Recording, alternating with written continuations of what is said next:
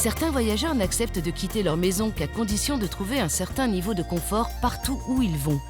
Paul, de son propre aveu, est l'un d'entre eux. Mais en partant au Vietnam avec son frère, il va apprendre à ses dépens qu'une mauvaise décision peut obliger à sortir de ses petites habitudes. J'ai fait beaucoup de voyages et j'aime les voyages où tu fais quelque chose de différent. Mais j'aime le luxe, bien sûr. Je peux sortir des sentiers battus, mais dans une Rolls-Royce, avec de la moutarde de Dijon, et peut-être aussi un peu de Grand Marnier ou quelque chose comme ça. Ce serait en quelque sorte mon type de vacances. En 2009, Paul et son frère visitent le Vietnam en espérant passer la fin de leur séjour dans le plus grand confort. On a séjourné dans des hôtels assez crasseux le long du chemin. Donc on s'est dit, ok, bon, on va se récompenser et passer les derniers jours en mode grand luxe dans les montagnes.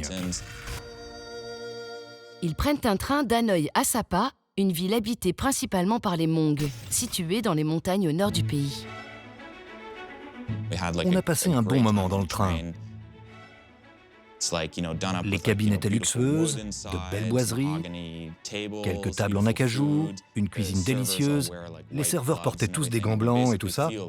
On avait vraiment l'impression d'être dans un train des années 20. Je veux dire, c'est vraiment mon style de voyage, c'est-à-dire aller dans des endroits exotiques, mais toujours avoir du pur luxe. À Sapa, les voyageurs profitent du luxe de leur hôtel, mais au bout de quelques jours, ils décident de faire un trek en montagne, de partir à l'aventure. On avait vu dans les compagnies d'excursion des randonnées pour monter sur cette montagne. C'est la montagne Fansi Pan, qui est le plus haut sommet de toute l'Indochine. Ils faisaient de la publicité qui disait « Venez, c'est magnifique en haut de cette montagne, vous allez voir la nature, la jungle, et vous voyagerez avec des guides qui vont vous servir une nourriture incroyable. Vous allez avoir de merveilleux lits. » Vu comme ça semblait être une sorte d'excursion idyllique. Je pense qu'ils avaient des formules du genre « le trek de 3 jours ». Et en option, tu peux faire le 4e jour qui comprend une étape de plus. Mais le train qui les ramène à Hanoï part le lendemain soir. Ils négocient alors avec un guide indépendant de gravir la montagne en 2 jours seulement. Mon frère et moi, on pensait « Ok, vous savez, on est jeunes. On est très en forme. Un jour aller, un jour retour, ça n'a pas l'air bien méchant. » Alors on a pris nos photos de touristes en pointant le sommet de la montagne comme pour dire « On va le conquérir, on va y aller ». Accompagnés de leur guide et de 2 porteurs, les voyageurs ont 2 jours et 1 nuit pour faire l'ascension et redescendre du plus haut sommet du Vietnam. Tout ce qu'on portait, c'était un petit sac chacun. J'avais mon appareil photo, un pull en plus, et puis les guides, eux, avaient des sacs de 30 kilos sur leur dos. Ces sortes d'énormes paniers qui doivent être si difficiles à porter. Mon frère et moi, on portait tous les 2 des chaussures de randonnée. Ces gars avaient des sandales en plastique, alors on s'est dit « Ok, c'est sûrement pas si dur ». Mais Paul et son frère réalisent vite que malgré le confort relatif de leur randonnée, ils sont bien loin d'être arrivés. Ces gars allaient plutôt à une bonne allure. Nous, on traînait un peu derrière eux, alors que les Hmong et notre guide étaient déjà à plusieurs centaines de mètres devant nous. Et à chaque fois qu'on arrivait à un virage, ils étaient tous là, assis à fumer une cigarette. Et nous, on était tout essoufflés, alors on s'asseyait par terre. Et au moment où on s'asseyait, ils se levaient et repartaient. Le guide disait des trucs du genre « On doit y aller, on ne veut pas arriver là-bas au milieu de la nuit ». Après 7 heures de marche, Paul commence à regretter le confort de son hôtel. Pourquoi je ne suis pas chez moi dans mon beau lit confortable Au lieu de ça, je suis sur une montagne où tout est brumeux. J'ai froid et il fait humide. Je suis essoufflé. J'ai faim. Je suis fatigué. J'ai plus de souffle. Je suis sale. Mes chaussures sont incrustées de boue. Mes pieds sont mouillés. Et je n'ai pas vraiment envie d'être ici. Paul et son frère doivent encore marcher pendant 5 heures avant de pouvoir s'arrêter pour la nuit. C'est drôle parce que sur le site internet, j'avais vu des photos où on voyait les abris de montagne où les gens pouvaient dormir. Mais sans savoir pourquoi, nous, on s'est retrouvés dans une clairière de bambou. On s'est juste assis et on a commencé à se détendre pendant que les guides Hmong ont tout préparé pour nous. Ils ont monté la tente et fait à manger tout de suite. Ils ont fait ça sans relâche, comme s'ils venaient juste de faire une promenade dans un parc.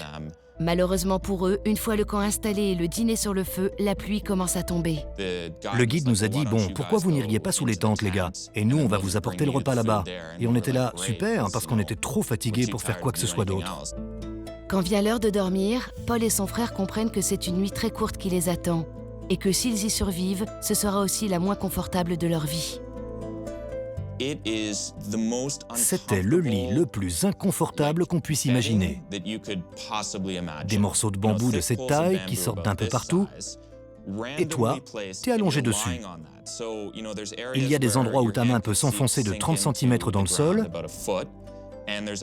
et d'autres où les morceaux s'enfoncent genre tout droit dans ton dos. En plus de ça, la manière dont ils ont coupé le bambou, ça fait comme des angles. C'est comme des couteaux pointus qui s'appuient sur ton dos à certains endroits.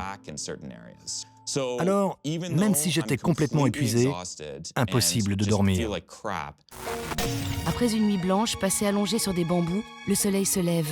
Le temps presse car les deux frères ont un train à prendre dans la soirée. Ils nous ont réveillés, il faisait encore bien sombre dehors. Je me sentais trop mal. On a demandé au gars « Est-ce qu'on est loin du sommet ?» Et je me rappelle qu'il a dit qu'il fallait encore 2 ou 3 heures pour arriver en haut. Alors on a dit « Ok, allons-y ». On a fini par arriver en haut, mon frère et moi, on a applaudi et on s'est tous fait des high fives. Je pense que la frustration que nous ressentions s'est envolée pendant environ 20 minutes au moment où on était au sommet. Et puis on s'est dit, OK, maintenant, ça ne peut qu'aller mieux car on rentre à la maison. Le guide nous a dit qu'on avait 2 options. On pouvait rentrer par la route qu'on avait prise pour venir la veille ou prendre un autre chemin un peu plus raide. J'ai demandé, la plus raide, elle est plus rapide? Et il m'a dit, oui, c'est plus rapide. Mais je pense qu'il voulait dire que nous avancerions à un rythme plus rapide, pas que nous serions à l'hôtel plus vite. Le début de la descente confirme les doutes de Paul. En fait, c'était juste tout droit vers le bas de la montagne, mais sans chemin. Je ne sais même pas comment ces gars savaient où ils allaient, parce qu'on a commencé à couper à travers la jungle en dévalant une pente glissante. La veille, il avait beaucoup plu, alors c'était trop boueux et glissant. Il n'y avait rien pour se tenir, aucune sorte de rampe ou quoi. Alors, quand on descendait, la seule chose à laquelle on pouvait s'accrocher, c'était quelques bambous qui poussaient là, dans la forêt. Et dès que tu te tiens, ça commence à glisser et à couper les mains. On n'avait pas de gants ni rien. Alors les options, c'était soit de se laisser glisser jusqu'à ce que tes pieds touchent quelque chose et t'arrêtent, soit de t'accrocher à un bambou et du coup, de risquer de te couper les mains. En plus d'être impraticable, Paul réalise que le chemin n'est pas balisé et ne suit aucune logique. On se dirigeait dans la direction où on devait aller, c'est-à-dire vers le bas de la montagne. Mais quand on descendait, on se mettait ensuite à remonter d'un autre côté pour ensuite continuer à descendre une autre bosse. Alors que la route d'hier était plutôt une pente constante pendant tout le chemin, celle-ci était en montée, en descente, en montée, en descente, en montée, en descente pendant 4 ou 5 crêtes, juste au-dessus d'une vallée. Et bien sûr, c'était en fait la voie la moins directe que vous pouvez imaginer pour retourner à la voiture. Je n'avais aucune idée de pourquoi on avait décidé de prendre cette route. Il y avait une zone, lorsqu'on descendait, où il y avait comme une sorte de petit ruisseau. C'était vraiment boueux. Il n'y avait vraiment rien pour se tenir. Alors, on devait juste mettre un pied en avant, comme pour descendre en skate. Et ce, jusqu'à ce que ton pied touche une pierre et arrête ton élan d'un coup. Mes 2 chevilles me faisaient hyper mal. Ce chemin, c'était une souffrance, une malédiction. C'est la goutte d'eau qui fait déborder le vase. Paul, qui avait réussi à garder son calme jusque-là, laisse exploser sa colère envers le guide. J'étais plutôt énervé contre lui à ce moment-là. Je lui ai dit « Je croyais que vous aviez dit que c'était le chemin le plus rapide. » Et lui me disait « Non, non, le plus dur. » Et j'étais là « Mais non, je croyais que c'était le plus rapide. » Et on a bloqué sur cette conversation encore et encore alors que c'était juste un simple malentendu. Une erreur de communication qui a entraîné un retard de plus de 5 heures pour les 2 frères. On a finalement débouché sur cette vallée. Ce n'était pas du tout un chemin balisé. En fait, on a juste coupé à travers les champs. Et puis on est sorti de là et franchement, on s'est effondré par terre en attendant la voiture qui nous ramenait. Ils sont venus nous chercher, on était complètement épuisés. Le chauffeur nous a demandé « Oh, est-ce que vous vous êtes amusés ?» Et on a dit « Non, pas vraiment ». À ce moment-là, on était dégoûtés. Mais on n'a pas mis longtemps à y repenser et à en rire. Mais sur le moment, on s'était vraiment pas amusés. On pensait juste à une chose, on veut rentrer. Ils nous ont déposés devant l'hôtel et mon frère a enlevé tous ses vêtements. Il a enlevé ses chaussures, ses chaussettes, son pantalon, son t-shirt, tout. Et il a tout jeté à la poubelle. Et il a marché comme ça pour rentrer dans notre hôtel 4 étoiles, en caleçon, rien d'autre sur lui, comme s'il venait de se faire agresser ou quelque chose comme ça. Il était là à dire « Ouais, je voudrais juste la clé de ma chambre. » Tu vois? Il y avait un groupe de touristes qui arrivaient au même moment et ils se disaient « Mais qu'est-ce qu'il fait ce mec ?» Finalement, Paul et son frère arriveront juste à temps pour prendre leur train. Ils ne s'expliquent toujours pas cette soudaine envie de partir à l'aventure. Je ne sais pas pourquoi on a fait ça. Normalement, on ne se met pas dans une telle situation volontairement. Mais on dirait bien que nous, c'est ce qu'on a fait. En fin de compte, je suis assez fier de ce qu'on a accompli. C'est dingue, mais si je devais avoir le choix à nouveau, je referais ce voyage sans rien changer. Ce n'était pas drôle, c'était frustrant. Mais c'est presque le moment dont je me souviens le mieux sur tout ce voyage de 6 semaines. Parce que c'était plein d'émotions fortes, de frustration et de déception.